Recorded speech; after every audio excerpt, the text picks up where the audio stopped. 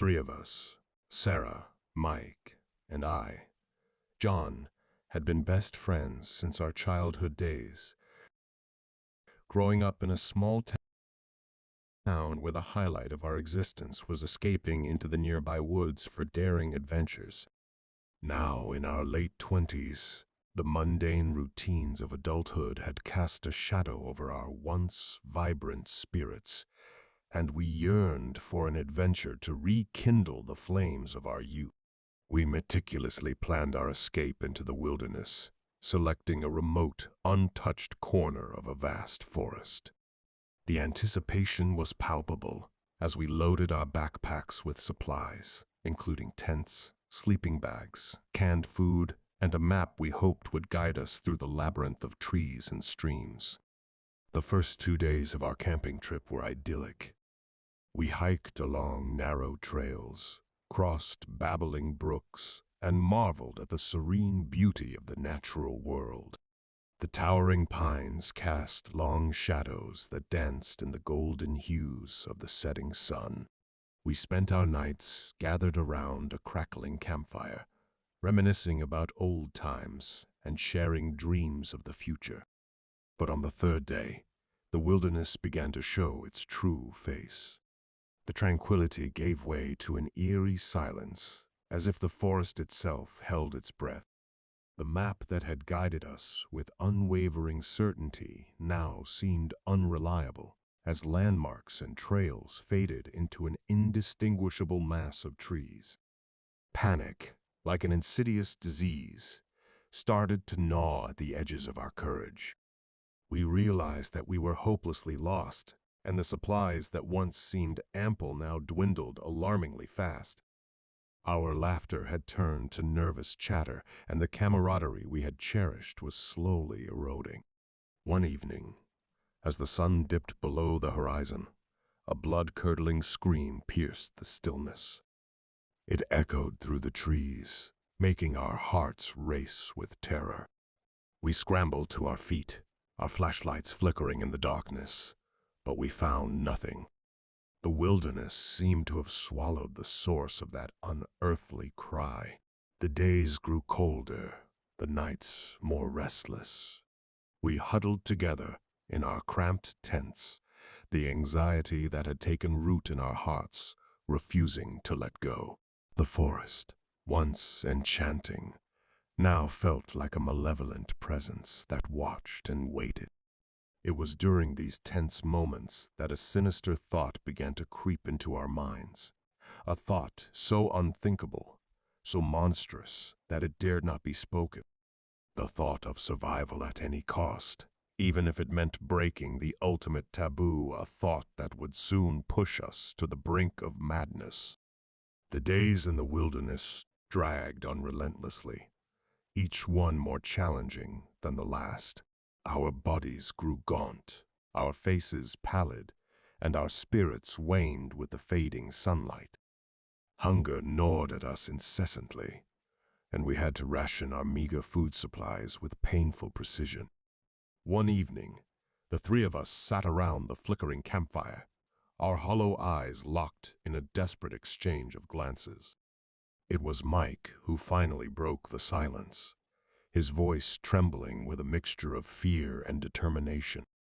"We can't go on like this," he said, his words hanging heavy in the cold night air. "We need to survive, no matter what." Sarah and I exchanged uneasy glances, the weight of Mike's words sinking in. We all knew what he was implying, but no one dared to utter the horrific truth aloud. "You can't be serious," I stammered, my voice quivering with disbelief. That's cannibalism." Mike's gaze bore into mine, his eyes devoid of the warmth and familiarity that had defined our friendship for years. They were now cold, calculating, and desperate.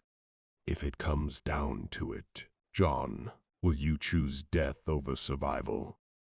Sarah remained silent, her tear-filled eyes locked on the flames.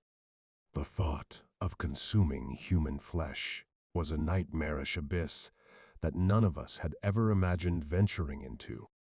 But the hunger, relentless and cruel, gnawed at our very souls, pushing us closer to the precipice of despair. Days turned into weeks, and our resolve continued to weaken. We watched as the forest around us transformed from a place of wonder into a haunting labyrinth of twisted trees and hidden dangers. The guilt and horror of what we had become threatened to consume us from the inside. One fateful morning, with tears streaming down our faces, we made the gruesome decision. We sat in grim silence, our hearts heavy with the knowledge that we had crossed a line from which there was no return. It was a decision born of desperation, one that would forever haunt our dreams.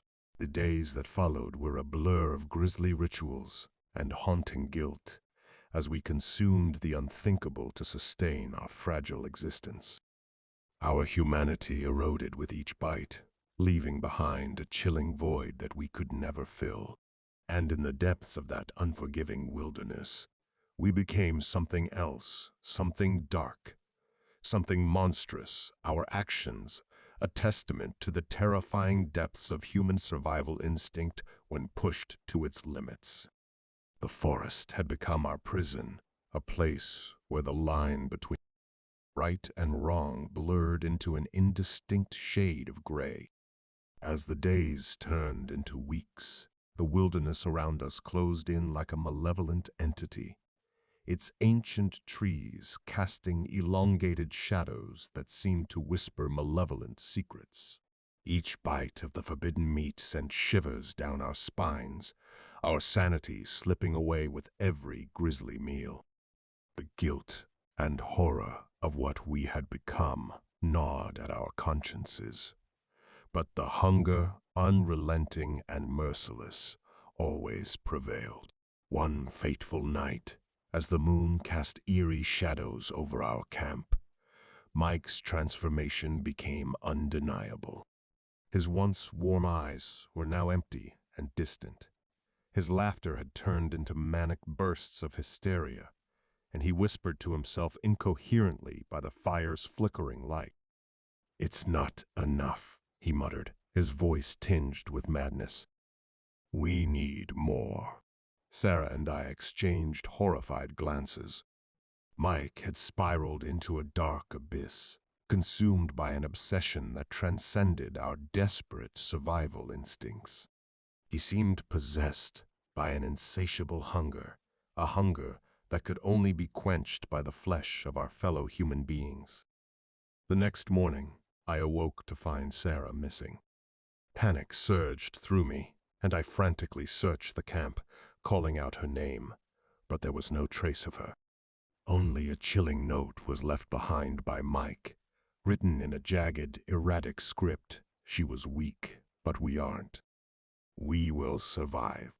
My heart pounded in my chest as I confronted Mike, my voice trembling with anger and fear. "What have you done to her?" Mike simply grinned, his face twisted with deranged hunger.